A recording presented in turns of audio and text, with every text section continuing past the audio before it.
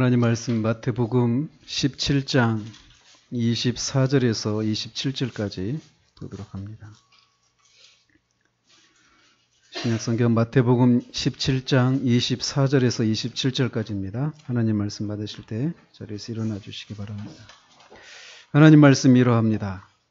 가버나움에 이르니 반세겔 받는 자들이 베드로에게 나와 이르되 너의 선생은 반세겔을 내지 아니하느냐 이르되 내신다 하고 집에 들어가니 예수께서 먼저 이르시되 시몬아 내 생각은 어떠하냐 세상 임금들이 누구에게 관세와 국세를 받느냐 자기 아들에게냐 타인에게냐 베드로가 이르되 타인에게니이다. 예수께서 이르시되 그렇다면 아들들은 세를 면하리라. 그러나 우리가 그들이 실족하지 않게 하기 위하여 네가 바다에 가서 낚시를 던져 먼저 오르는 고기를 가져 입을 열면 돈 한 세겔을 얻을 것이니 가져다가 나와 너를 위하여 주라 하시니라. 아멘.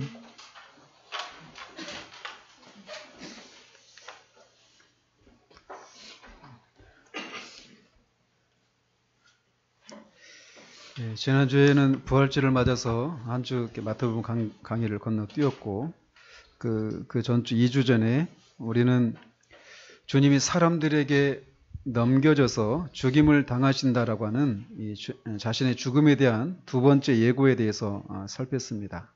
그러면서 주님이 사람들에게 넘겨져 죽임을 당하는 데는 가룟 유다의 탐욕, 대제사장들과 종교 지도자들의 시기와 백성들의 메시아에 대한 무지, 또 빌라도의 야망에 대한 비겁한 타협, 이런 것들이 직접적인 원인이 되었다라고 말씀을 드렸습니다.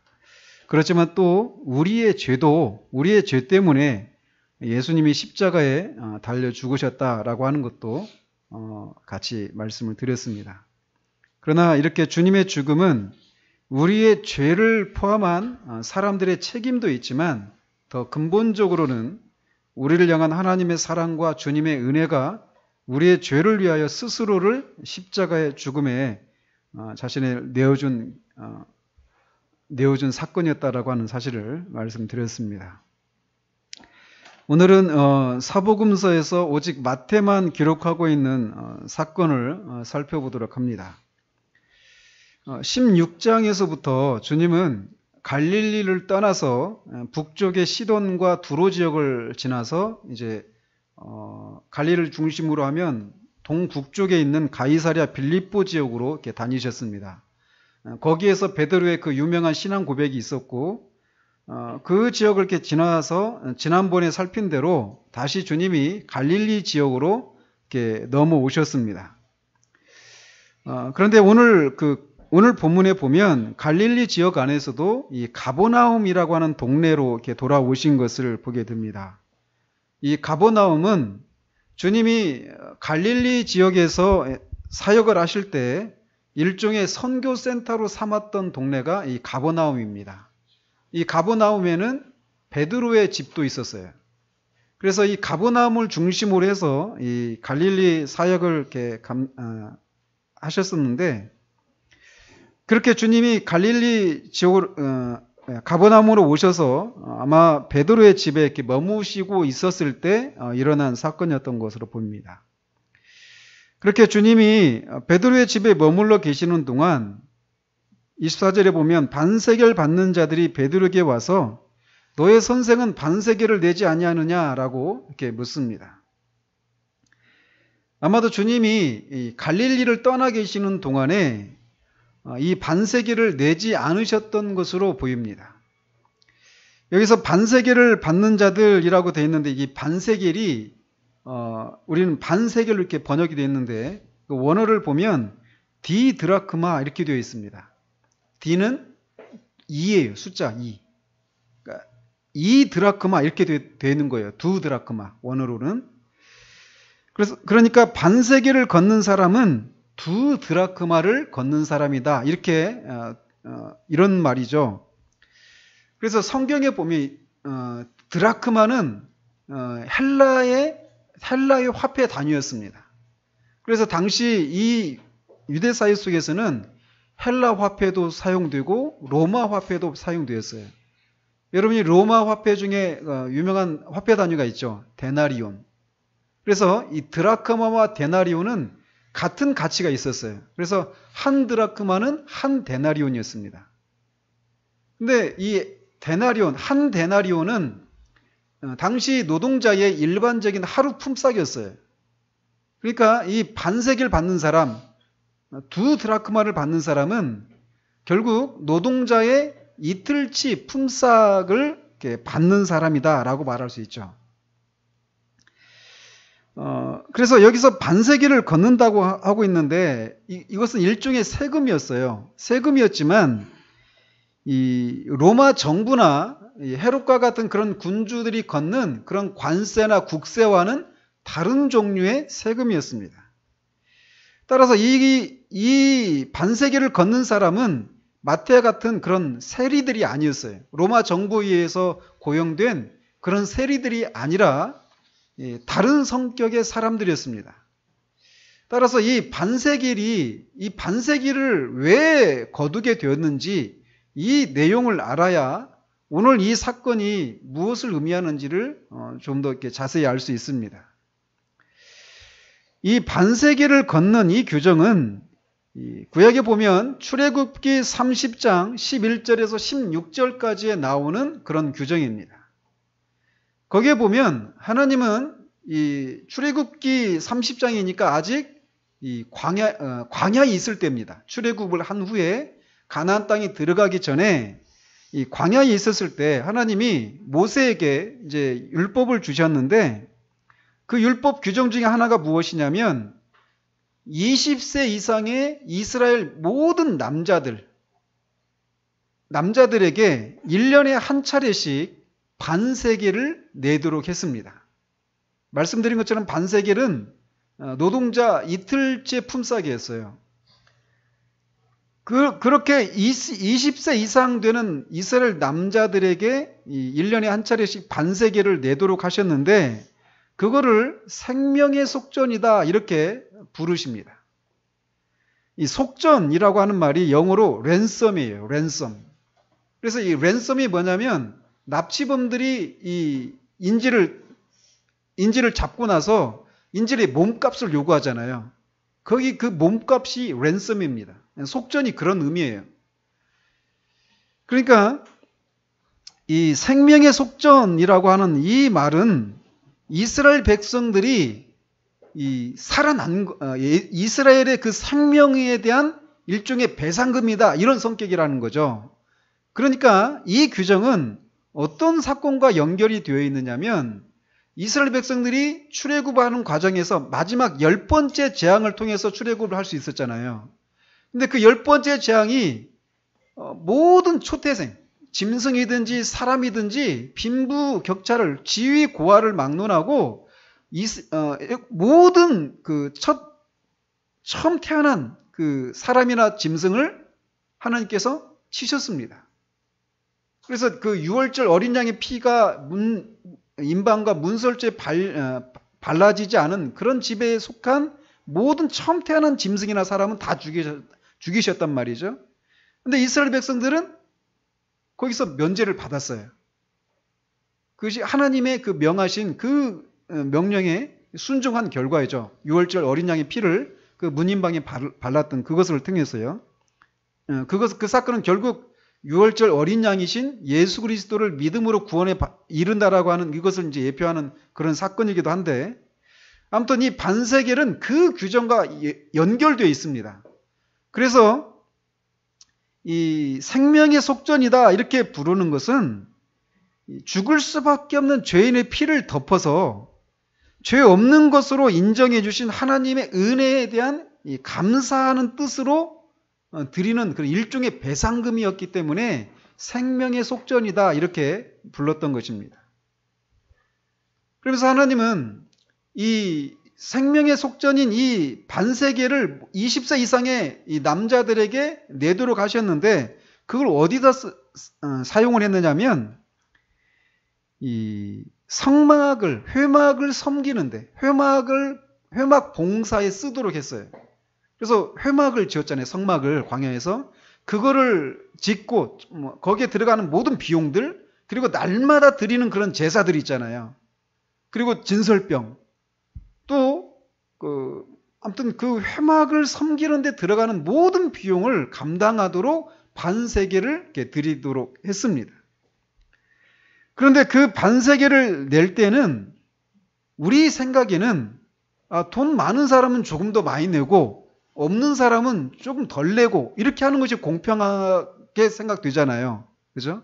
그런데 하나님은 반세계를 낼 때 부자라고 해서 많이 내거나 가난하다고 해서 적게 내거나 하지 말라고 하셨어요.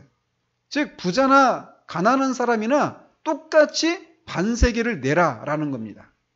왜 그러느냐? 말씀드린 것처럼 이 반세계는 생명의 속전이에요. 즉 그 말씀은 부자라고 해서 또 가난한 자라고 해서 그들이 사람들 앞에서는 그런 차이가 있을 수 있지만 하나님 앞에서는 똑같은 생명의 속전이 필요한 똑같은 죄인이다 라고 하는 것을 가르쳐주는 그런 의미가 있습니다.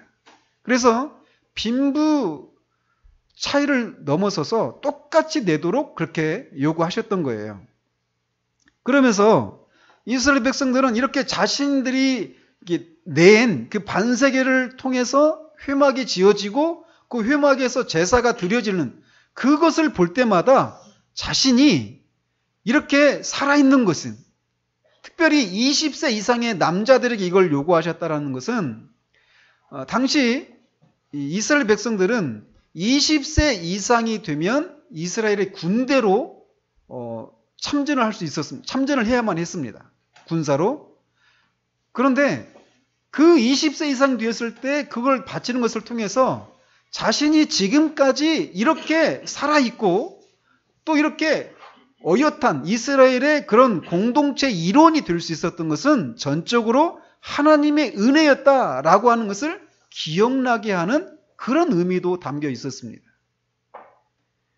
아무튼 이렇게 자신들이 하나님의 은혜로 구속을 받았다라고 하는 것을 기억하도록 하기 위해서 1년에 한 차례씩 반세계를 내도록 했던 거예요. 그러니까 이런 성격을 가진 성전세를 이제 걷는 사람들이 있었는데 이게 회막에 있을 동안에는 광야에 있을 때 솔로몬의 성전이 지어지기 전까지는 이렇게 반세계를 드리다가 바벨론 포로로 잡혀갔잖아요. 이스라엘 백성들이. 그리고 돌아와서는 그때는 백성들이 많이 줄었거든요.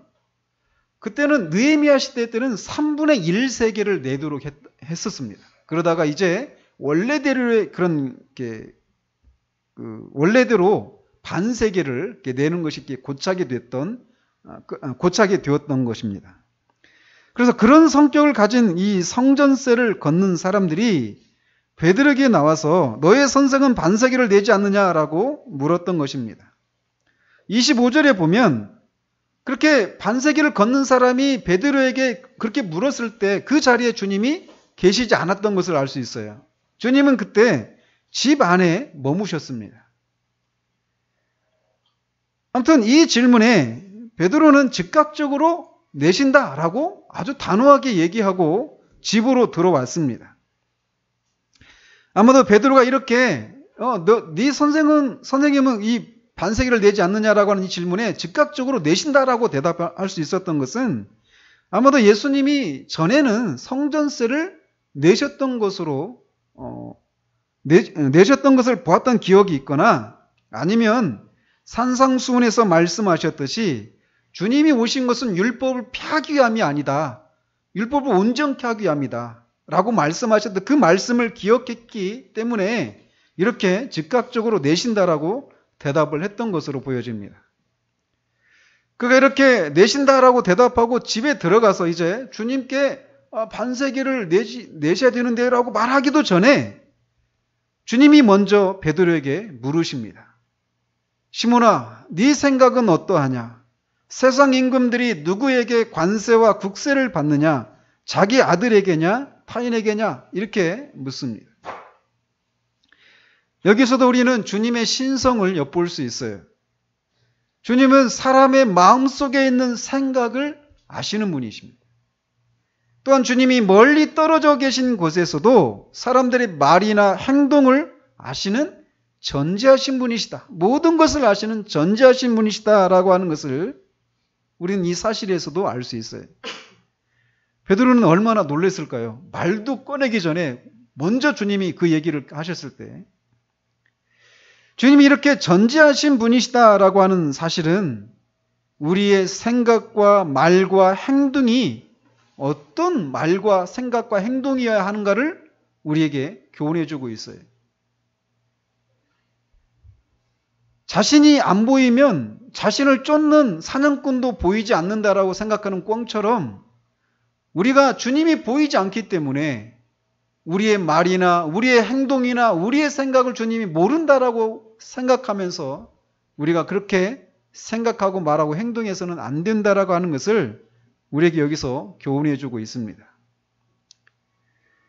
이렇게 주님은 전지하신데 이 사실은 동전의 양면과 같아요. 즉 주님의 그 성품에는 양면성이 있다라는 것입니다. 이렇게 주님이 모든 것을 감찰하시고 모든 것을 아신다라고 하는 사실은 그 주님께 들켜서는 안 되는 그런 죄악된 형편 가운데 있는 사람에게는 두려운 사실일 것입니다. 그러나 주님이 자신의 형편을 헤아려 주시기를 원하는 그런 상황 가운데 있는 사람에게는 주님이 모든 것을 아신다라고 하는 이 사실은 말할 수 없는 위로가 되는 것입니다. 어쨌든 주님은 이렇게 전지하셔서 베드로가 집에 들어와서 성전세에 대한 얘기를 꺼내기도 전에 이렇게 베드로에게 질문을 하십니다. 주님이 여기서 이 세상 임금들이 누구에게 관세와 국세를 받느냐 이렇게 말하고 있는데 여기서 관세는 이 일종의 말 그대로 관세입니다. 그래서 상품이 어떤 국경을 넘나들 때마다 거기에 세금을 매기잖아요. 그게 관세잖아요. 그런 관세나 국세는 이 사람의 머리에다가 부과하는 세금입니다. 그래서 이걸 한자로 인두세라고 하거든요. 그래서 사람이면 다 그 사람에게 세금을 내게 하는 거예요. 그런 세금이 국세입니다. 어쨌든 주님은 이 베드로에게 말씀하시기를 세상 임금들이라고 이렇게 말하면서 이 베드로에게 질문을 던지셔요. 즉 하늘의 임금과 구분하기 위해서 세상 임금들이 세금과 관련해서 어떻게 하는지를 물으신다라는 것이죠. 즉 세상의 임금들이 이 관세나 국세를 거둘 때 자기 아들들에게서는 걷느냐 아니면 다른 사람들에게서 걷느냐 이렇게 물으신 거예요. 지금이야 우리는 대한민국 공화국에서 사니까 민주공화국에서 사니까 당연히 대통령의 아들이라도 자녀라도 당연히 관세와 국세를 내야지 이런 생각을 가지고 있잖아요. 그러나 당시만 해도 전제국가에서 세상의 왕들은 국가가 자신의 것이었어요. 루이 14세인가요? 짐이 곧 국가다. 이렇게 생각했단 말이에요. 전제국가의 왕들의 개념은. 그렇기 때문에 이 세상의 왕들은 자기의 아들들에게서는 세금을 걷지 않았습니다. 그리고 다른 사람들에게서만 세금을 걷었단 말이에요. 그래서 그런 상황 속에 있는 그런 것을 알고 있는 베드로에게 주님이 이렇게 물으신 것입니다. 그러자 주님은 이런 주님의 질문에 베드로는 당연히 타인에게서 걷는다라고 대답을 했죠. 그러자 예수님은 그러면 아들들은 세를 면하리라 라고 대답을 하십니다. 당시 세상 임금들의 그 관례를 따르면 임금의 아들들은 세금을 면제받는다라는 거예요. 즉 주님이 이렇게 말씀하신 것은 실상 이렇게 말씀하고 계신 것입니다. 베드로야, 나는 베드로 네가 고백한 대로 하나님의 아들이다. 그런데 이 성전세는 하나님의 집, 곧 내 아버지의 집에 내는 것이 아니냐. 따라서 세상 임금들이 그들의 아들들에게서 세금을 걷지 않듯이 하나님의 아들인 나도 하나님의 집에 내는 이 성전세를 낼 필요가 없다. 이렇게 말씀하고 계신 거예요. 아들들은 세를 면하리라. 이렇게 말씀하신 것이 그런 의미가 담겨 있다는 것입니다. 말씀드린 것처럼 성전세는 성전을 유지 보수하고 관리하고 그 성전 제사를 진행하는 데 필요한 경비를 충당하는 세금이었단 말이에요. 그 성전은 하나님 아버지의 집이었습니다. 그렇기 때문에 아버지께 드리는 세금을 아들은 낼 필요가 없다라는 것입니다. 뿐만 아니라 방금 전에도 말씀드렸듯이 이 성전세는 무엇라고 말씀하고 있다고 그랬죠? 생명의 속전이라고 말씀을 드렸어요. 즉 자신의 죄를 속하기 위한 속죄물이 바로 이 성전세가 가지고 있는 성격이었단 말이에요. 그런데 다른 사람을 위해서 자기 생명을 속전으로 주려고 오신 그가 어떻게 자신의 속죄를 위해서 돈을 낼 수가 있겠습니까? 더더군다나 이건 또 가능하지가 않은 얘기죠. 죄를 속하고 사망을 멸해서 모든 사람에게 영생을 주기 위해서 오신 그분이 왜 죄와 사망에서 자신을 속해야 했겠는가라는 거예요. 그분은 죄도 없고 사망으로부터 자유로운 분이신데.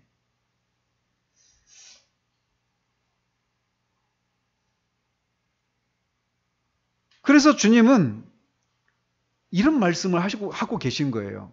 그런데 아마도 주님은 전에는 성전세를 내셨을 것입니다. 그러나 이번에는 베드로에게 이런 말씀을 통해서 자신이 낼 필요가 없다라고 하는 것을 말씀하실 필요가 있으셨던 거예요. 왜냐하면 16장에서 베드로에게 주님이 베드로가 그런 얘기했잖아요. 주는 살아계신 하나님의 아들이시요, 주는 그리스도시요 살아계신 하나님의 아들이십니다 라고 말씀을 드렸을 때 그것을 인정하셨거든요. 즉 자신이 하나님의 아들이심을 공공연하게 주장하셨다라는 말이에요. 그런데 하나님의 아들이 왜 하나님의 이 아버지 집인 성전을 섬기는 일에 돈을 내야 되는가? 더더군다나 죄를 속하기 위한 그런 성격을 가진 생명의 속전인 성전세를 내야 된다? 이거는 제자들로서는 이해할 수가 없는 그런 것이었단 말이에요.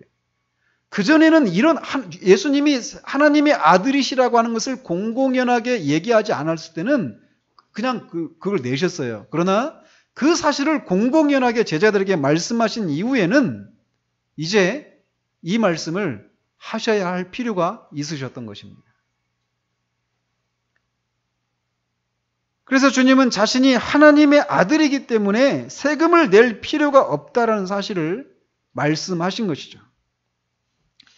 이렇게 주님은 더더군다나 그 위에서 마태가 이렇게 배치를 해놓고 있잖아요.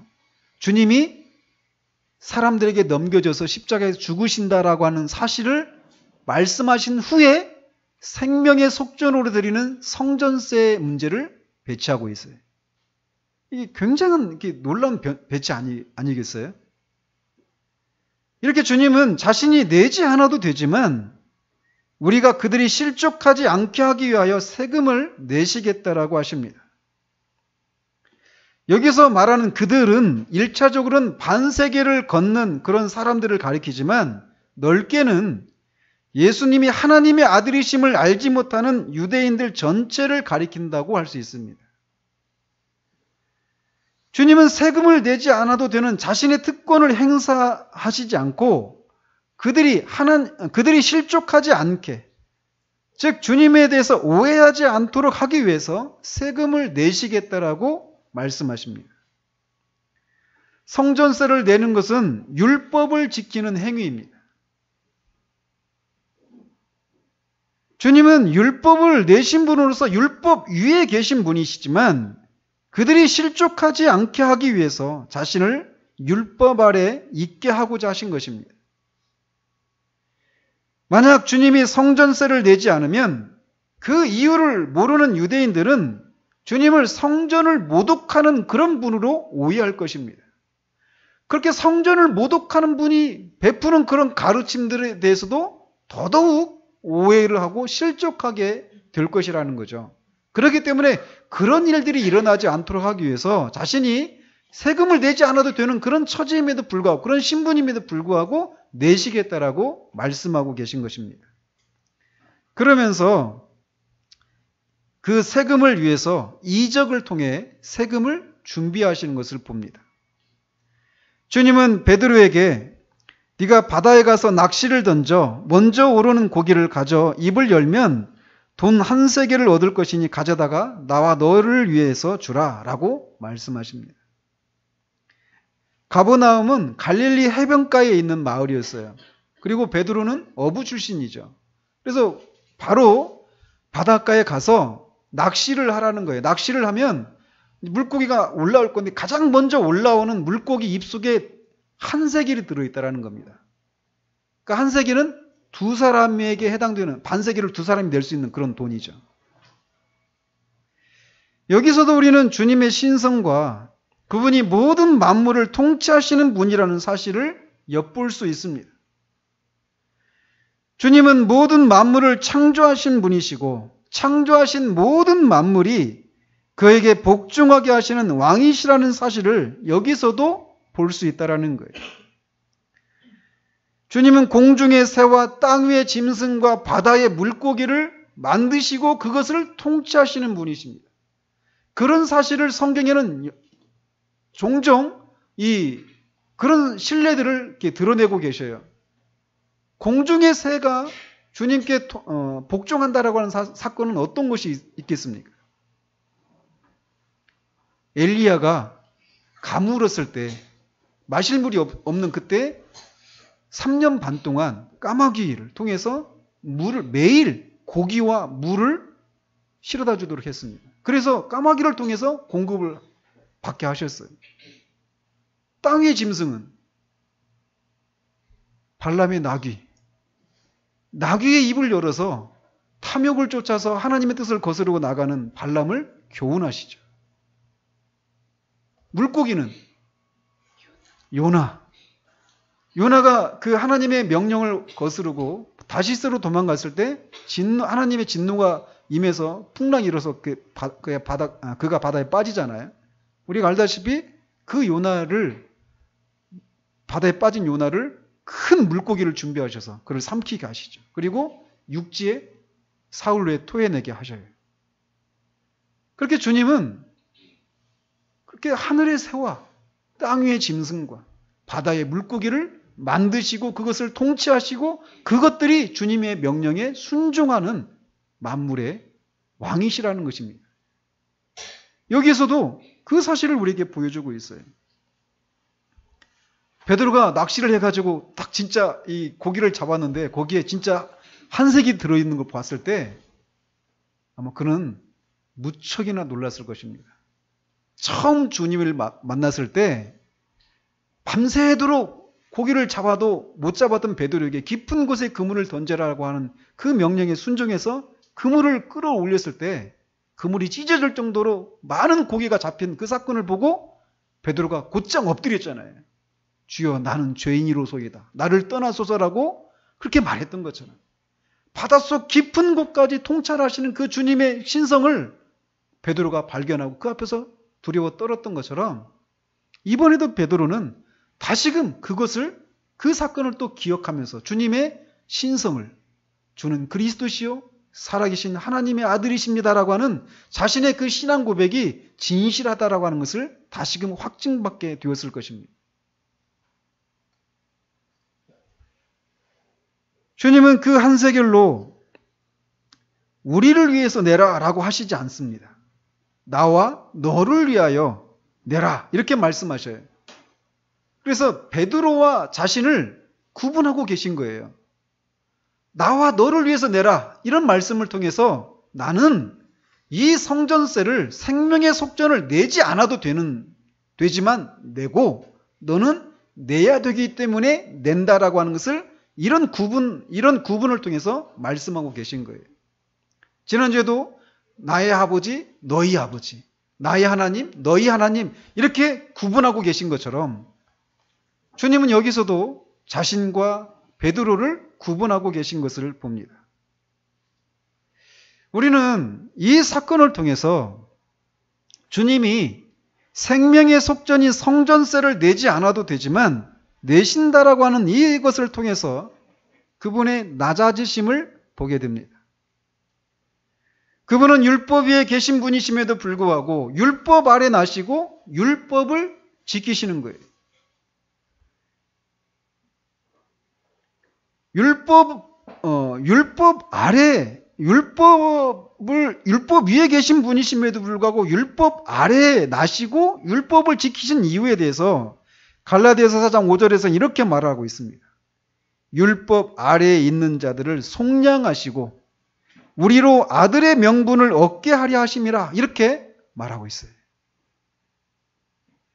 성전세를 바치는, 특별히 생명의 속전인 이 성전세를 바치지 않아도 되시는 분이심에도 불구하고 스스로 내지 않아도 되는 그 특권을 행사하지 않고 스스로 그 특권을 포기하고 생명의 속전을 내시는, 이 율법을 지키는 이 목적이 무엇이냐면 율법 아래에 있는 자들을 속량하시고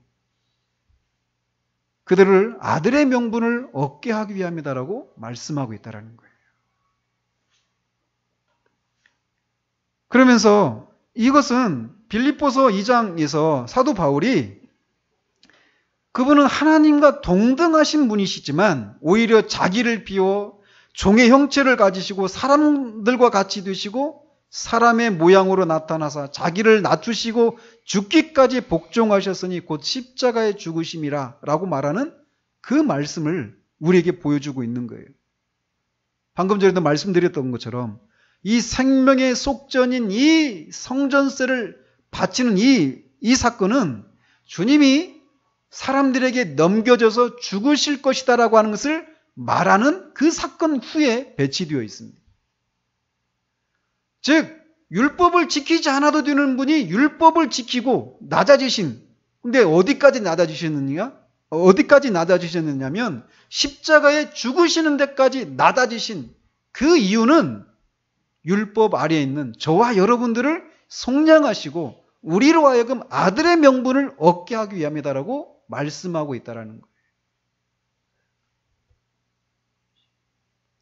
그래서 주님은 저와 여러분들의 생명을 구원하시기 위해서 자신을 친히 생명의 속전으로 하나님께 내어주신 것입니다. 여러분들 중에는 이 예배 자리에 나와 있지만 자신이 죄인이라고 하는 것을 인정하지 않는 분들도 계십니다. 그러나 예수님은 친히 십자가에 죽으시기 전에 이런 말씀을 통해서 자신의 죽음이 죄인들을 위한 생명의 속전으로 드려지는 것임을 분명하게 드러내고 계십니다. 마가복음 10장 45절에 인자가 온 것은 섬김을 받으려 함이 아니라 도리어 섬기려 하고 자기 목숨을 많은 사람의 대속물로 주려 함이니라. 여기서 대속물이 랜섬이에요. 영어로. 속전, 다 똑같은 말입니다.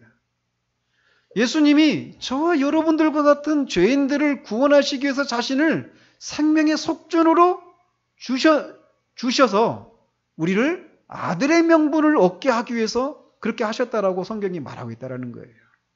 그러므로 주님이 이렇게 말씀하고 계신 이것을 믿지 않고 있는 것은 주님을 거짓말하는 분으로 만드는 것이라고 요한은 말하고 있어요. 불신앙은 불순종의 죄악보다 더 큽니다. 만약 우리가 죄인이 아니고 또 죄인이더라도 우리가 스스로 구원을 받을 수 있는 가능성이 조금이라도 있었다면 지금까지 살아왔던 모든 인류 중에 단 한 명이라도 스스로 구원을 이룰 수 있는 가능성이 단 한 명이라도 있었다면 주님은 오시지 않으셨을 것입니다.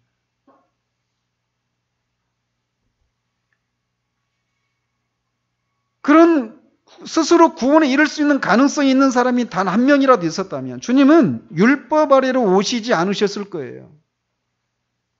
또 율법 아래로 오셨더라도 이렇게 해야 구원을 받는다라고 하는 모범을 보이시고 십자가에 죽으시지 않고 다시 하늘로 올라가셨을 것입니다.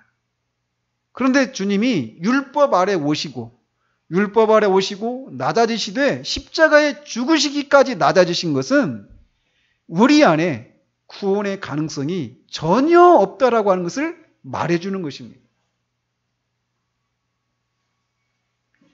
그래서 그분은 율법 아래 나시고 십자가에 자신을 생명의 속전으로 들여서 저와 여러분들을 구원하시는 일을 하셨다라는 것입니다.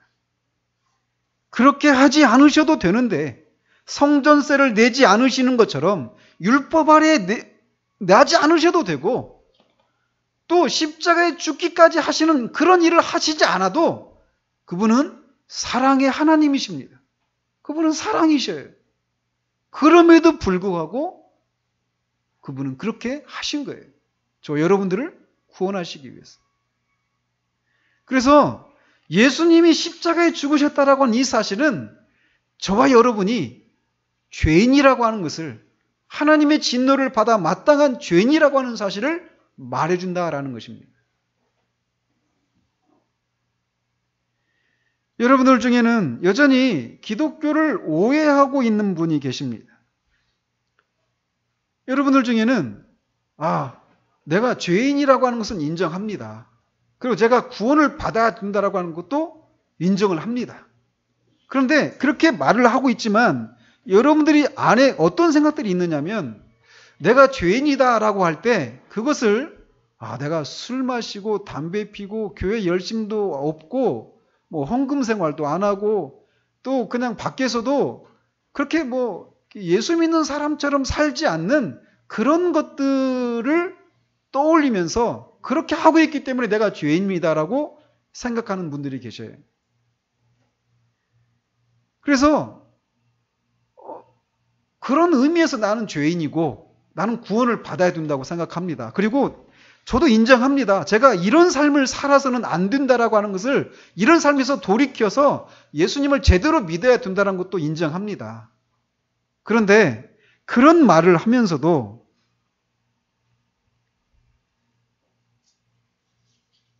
여러분들이 가지고 있는 생각이 무엇이냐면 내가 열심히 예수님 믿고 열심히 그 구원받은 사람처럼 살면 나도 구원받을 수 있다라고 하는 생각을 가지고 있다라는 거예요. 이 생각은 우리가 태어나면서부터 가지고 있는 생각입니다. 즉 내가 죄를 짓지 않고 하나님이 기뻐하시는 그런 삶을 살면 구원을 받을 수 있다라고 하는 이 행위로 구원을 받고자 하는 이 생각이 우리 안에 아주 뿌리 깊이 박혀 있다라는 거예요. 그러나 기억하십시오. 저와 여러분을 위해서 생명의 속전으로 오신 예수님은 자신을 십자가의 생명의 속전으로 내어주셨다라는 거예요. 즉 주님은 죽으심으로 우리를 구원하셨다라는 거예요. 그분이 죽으셨다라는 것은 좀 전에도 말씀드린 것처럼 우리에게 가능성이, 구원받을 수 있는 가능성이 전혀 없다라고 하는 것을 말해주는 것입니다. 그러므로 여러분들 중에 내가 구원을 받아야 되는 건 알아요. 그런데 그 생각 속에 내가 지금 하고 있는 이런 삶을 살지 않으면, 죄에서 돌이키고 거룩한 삶을 살면, 경건한 삶을 살면, 믿음 생활 잘하면 내가 구원받을 수 있으리라, 이런 생각은 전혀 타당하지 않은 생각이라고 하는 것을 아셔야 한다는 거예요. 여러분이 구원받을 수 있는 것은 새로 태어나야만 합니다. 내가 지금까지 했던 삶을 청산하고 새로운 삶을 삶으로 구원에 이루는 것이 아니라 여러분에게 일어나야 될 일은 거듭나야 되는 거예요. 새로 태어난 일이 필요하다는 것입니다. 어떻게 우리가 새로 태어납니까? 그것은 바로 여러분을 위해서 생명의 속전으로 십자가에 죽으신 예수 그리스도를 믿는 것입니다. 그분을 믿으십시오. 여러분을 구원해 주실 수 있는 유일한 분은 오직 그 예수님 뿐이다라고 하는 사실을 믿으십시오. 여러분이 어떤 삶을 살아도 그 삶이 여러분을 구원으로 인도하지 못한다는 사실을 인정하시고 오직 그 십자가에 달리신 예수님만이 나를 구원하실 수 있고 실제로 그런 나를 구원하시기 위해서 나를 대신해서 생명의 속전으로 들여졌다라고 하는 사실을 믿으십시오.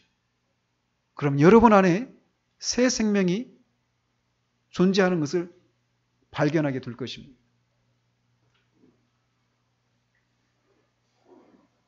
또 여러분들 중에는 다 인정을 해요. 아, 내가 죄인이고 하나님의 심판 아래 있고 말씀을 들어보면 나는 구원받은 사람이 아니라고 하는 것을 인정할 수밖에 없습니다.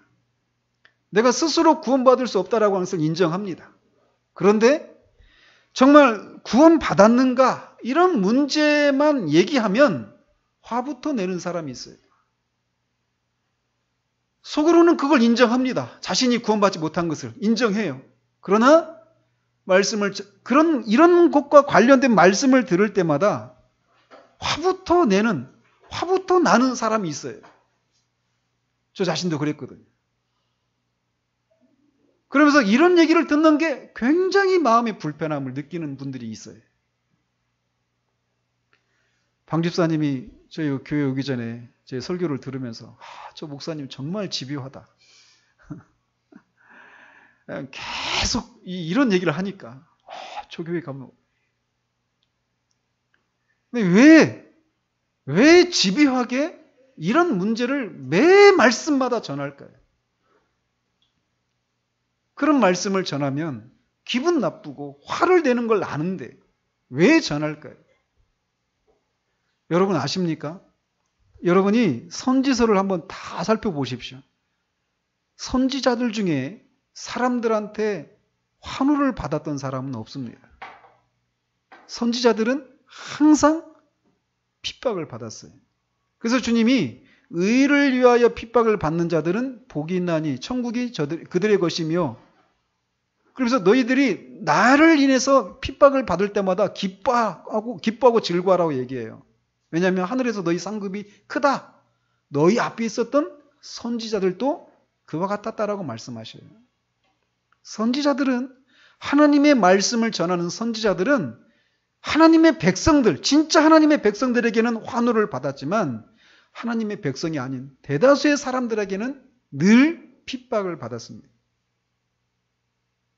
그런데 왜 그런 일이 있는 걸 알면서도 왜 하나님은 그런 선지자들을 계속해서 그들을 보내고 집요하게 그들로 하여금 구원의 문제를 가지고 하나님 앞에 직면하도록 하는 그런 말씀을 전하도록 하셨을까요?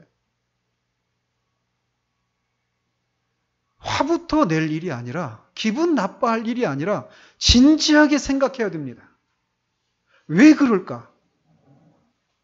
하나님이 지금이라도 우리의 생명을 거둬가실 수 있잖아요. 구원받지 못한 상태 가운데는 우리의 영혼의 주인이신 하나님이 그냥 거둬가실 수 있어요. 오늘이라도 말이에요. 그런데 왜 그런 말씀을 계속해서 들을 수 있는 그런 기회를 제공하실까요?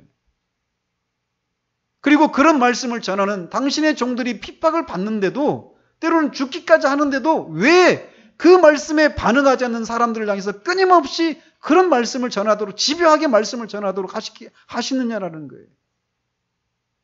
그거는 그 사람을 하나님이 사랑하시기 때문입니다. 그들을 하나님이 포기하지 않으시기 때문에 그래요.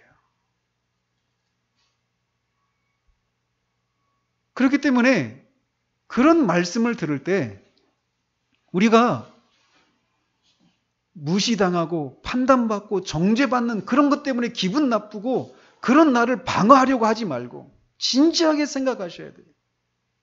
내가 늘 이런 반응을 보이는데 왜 주님은 끊임없이 그 문제를 나한테 듣게 하실까? 그 상태로 있으면 안 되거든요. 그를 구원하시고자 하시는 하나님의 포기하지 않는 집요한 사랑이 그로 하여금 집요하게 그 말씀을 듣고 하나님 앞에 서도록 하게 하신다라는 거예요. 저는 단언합니다. 설교자에게 있어서 가장 큰 사랑의 봉사는 사람들에게 복음을 듣게 하는 거예요. 자신이 이대로 있으면 거듭나고 예수님을 믿어서 참된 회심을 하지 않으면 하나님의 영원한 심판을 받는 그런 사람이라는 사실을 끊임없이 얘기해 주는 거예요. 그래서 그들로 하여금 진지하게 자신의 영혼의 문제를 가지고 하나님 앞에 설 수 있도록 해주는 것.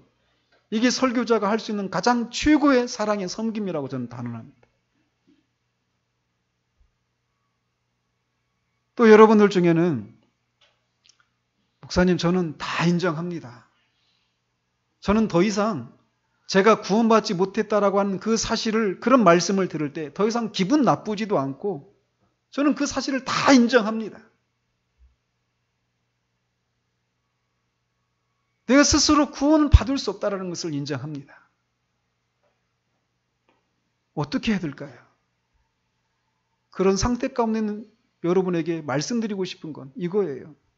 바로 그런 여러분을 위해서 그리하지 않으셔도 되는 분이 생명의 속전으로 자신을 십자가에 내어주셨다는 사실을 믿으시라는 겁니다. 그분이 죽으실 때 여러분의 죄를 가지고 십자가에서 죽으시고 여러분이 받으셔야 될 그 영원한 형벌을 받으셨다는 사실을 믿으시기 바랍니다.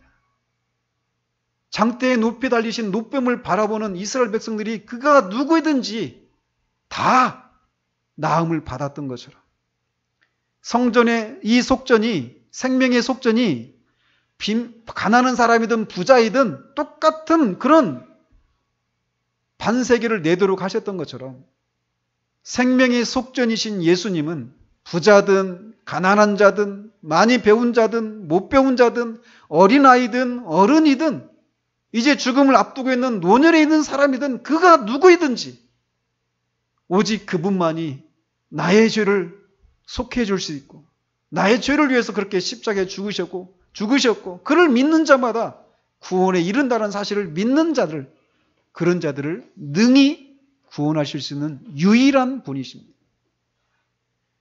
그러므로 자신이 그런 상태 가운데 있다라고 하는 분 계시다라면 그리스도를 바라보십시오. 생명의 속전으로 들이신 율법 아래 나시고 율법에 며 있는 자들을 속량하시고 아들의 명분을 얻게 하시기 위해서 그렇게 율법 아래 나시고 십자가에 죽기까지 낮아지신 그 예수 그리스도를 바라보십시오. 그 바라봄이 여러분에게 생명을 가져다 줄 것입니다. 이미 그런 상황 가운데 그런 것을 알고 예수님을 믿음으로 구원을 받은 하나님의 자녀들에게 마지막으로 말씀을 전하고 싶습니다. 우리는 예수님을 믿음으로 구원을 받았다라고 하는 그 사실이 주는 그 즐거움과 기쁨과 그것을 통해 나타난 하나님의 사랑에 감격하고 삶의 의미를 찾고 정말 생명을 누리는 그런 일들이 우리에게 있었습니다. 그런데 우리는 이 땅을 살아가면서 수많은 염려와 근심에 우리 마음이 뺏겨서 그런 기쁨과 감사가 감격이 사라지는 경우들을 보게 됩니다. 그래서 내가 지금 처하고 있는 이 상황을 주님이 아신다라면 나를 이런 상황 가운데 두실까라고 하는 생각이 우리 가운데 밀려올 때가 있어요. 그러나 기억하십시오. 주님은 전지하신 분이십니다. 저와 여러분의 생명을 위해서 생명의 속전으로 그리 아니하셔도 그렇게 되시는 분이 그렇게 스스로 생명의 속전으로 들이신 그 주님은 전지하신 분이시라는 거예요. 우리의 말과 생각과 행동을 아십니다. 바닷속에 있는 그 물고기 입속에 있는 한 세계를 보시고 그것을 통치하시는 분이십니다. 그분은 우리의 형편을 다 아십니다. 예, 저는 그걸 인정합니다. 그분이 우리의 형편을 아시고 다 우리를 돌보시는 거 다 인정합니다. 그러면서도 우리 안에 이런 마음이 있을 수 있어요. 하나님이 좀 한꺼번에 넉넉히 주시면 얼마나 좋을까. 여기서도 지금 베드로하고 주님에게 필요한 건 한 세길이잖아요. 얼마든지 요나를 삼켰던 그 큰 물고기를 준비하셔서 그 큰 입에다가 바다 밑에 가라앉은 보물선에, 아무도 모르는 그 보물선에 담겨져 있는 그 보물을 한꺼번에 큰 입에 담아가지고 주실 수 있잖아요. 얼마든지 하실 수 있거든요. 그런데 주님은 딱 한 세겔만 주십니다. 우리는 우리의 본성을 주님이 아셔요. 우리는 무엇인가 이 미래를 위해서 무엇인가를 이렇게 쌓아놓고 있어야 거기에서 마음의 유안을 얻고 그것을 의지하려고 하는 그런 마음이 우리 가운데 있습니다. 주님은 우리 그런 형편을 그런 체질을 아시기 때문에 우리에게 필요한 것만 공급하시는 거예요. 그래서 하루하루 우리가 쌓아놓은 은행의 잔고, 정말 저도 정말 제 안에 그런 것이 있는 걸 알아요. 교회 통장 잔고에 없을 때와 그래도 좀 여유가 있을 때와 제 마음의 자세가 달라지는 것을 봐요. 숨기지 못합니다. 그래서 우리가 그런 게 부족할 때는 좀 감사가 없어요. 우리가 생각하는 정도, 한 몇억, 몇십억 막 이렇게 해야 그때 할렐루야 하면서 감사하지, 겨우 필요한 것만 겨우 막 땜빵하듯이 그렇게 하는 거를, 그런 것에 대해서 감사가 없습니다. 근데 기억하십시다. 모든 형편을 아셔요, 주님이. 그런데 얼마든지 하실 수 있는 분이신데 그렇게 안 하시고 필요한 것만 주십니다. 그것을 통해서 우리로 하여금 우리가 쌓아놓은 그 무엇을 우리가 의지하고 신뢰하는 것이 아니라 우리의 의지의 대상은, 우리의 신뢰의 대상은 오직 만물을 통치하시는, 우리의 모든 형편을 아시는 주님께만 있다라고 하는 것을 알게 하시기 위함입니다. 세상은 있잖아요. 핍박을 경험할 때는 그 믿음의 순전함을 다 대부분 지키고 이깁니다. 그러나 이 세속성 앞에서는 늘 넘어졌어요. 개척교회 당시 목사가 어려울 때는 하나님 앞에 막 하나님을 의지해요. 근데 교회 규모가 커지고 사람들한테 알려지고 물질의 그런 어려움을 겪지 않으면, 사람들이 없는 것 때문에 어려움을 겪지 않게 되면 그 마음에 있는 하나님을 향한 그 절박함, 순전함을 잃어버리기 쉽습니다. 근데 이게 어디 목사만 그렇습니까? 우리가 다 그래요. 그러므로 이 모습을 우리 다시 보십시다. 주님이 우리한테 정해놓으신 방식이 이거예요. 그러면 우리는 주님이 정해놓으신 이 법칙에 순종해야 됩니다. 하루하루 주님이 우리에게 주시는 그 은혜를 덧입어서 하루하루 살아가십시다. 만물을 하나님이 다스리십니다. 그 주님을 우리가 그렇게 우리가 싸우는 그 무엇이 아니라, 사람도 아니라 오직 주님만을 의지하면서 그렇게 살아서, 우리 그 찬양 있잖아요. 내 인생 모든 여정 끝내고 예수 인도하셨네. 그 찬양 있죠. 그 고백이 우리 모두의 고백이기를 바랍니다. 그래서 뒤에서 그 날마다 허덕이면서 감사도 없고 기쁨도 없고 늘 이 마음을 졸이면서 살아가는 그 사람들에게 이 주님을 소개하고 주님 안에서 그런 평강과 안식을 누리며 살아가도록 얘기해 줄 수 있는 그런 우리 모두 되어지기를 우리 주님 이름으로 축원드립니다.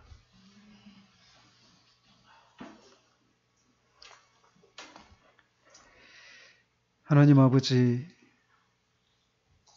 하나님의 아들이시기 때문에 하나님의 집인 성전 봉사를 위해서 드릴 그 세금을 드리지 않아도 되는 주님이, 더더군다나 그 성전세는 생명을 속전하는 그런 의미가 담겨 있는 세금이기에 죄가 없으신 하나님의 아들이심으로 더더군다나 그것을 드리실 필요가 없는 주님이 그것을 드리는 이 사건을 통해서 우리를 향한 율법 아래 있는 우리를 속량하시기 위해서 율법 아래 나시고 낮아지시고 십자가에 죽으시기까지 생명의 속전으로 자신을 드리신 그 주님의 사랑을 우리가 다시금 기억하게 됩니다. 정말 우리 중에 생명의 속전으로 드려지신 그 예수님을 아직 알지 못하는 영혼들에게 계시의 빛을 허락해 주셔서 예수님이 바로 그런 분이시라는 사실들을 알게 하시고 그분을 믿음으로 구원에 이르는 일들이 있게 하시고 이미 그런 은혜를 던져본 제 자녀들에게 주님이 이 과정을 통해서 만물을 통치하시는 하나님이심에도 불구하고 우리가 우리의 본성처럼 먹고 마실 것을 창고에 많이 쌓은 후에야 안식을 누리려고 하는 우리의 본성을 거슬러서 꼭 필요한 양만 그렇게 공급하셔서 우리로 하여금 하나님이 아닌 다른 것들을 의지하고 신뢰하지 않고 오직 주님만을 의지하며 살아가도록 하시기 위한 이 주님의 섭리를 기억하며 오늘 나에게 주어진 삶에 만족하고 우리에게 부족한 그 무엇 때문에 감사를 잊고 살아가는 우리가 아니라 오늘 내게 필요한 것을 주님이 채우셨음을 보고 그렇게 하루하루를 주님만을 의지하며 살아가는 우리 모든 지체들 될 수 있도록 주님 도우시기를 원합니다. 예수 그리스도 이름으로 기도합니다. 아멘.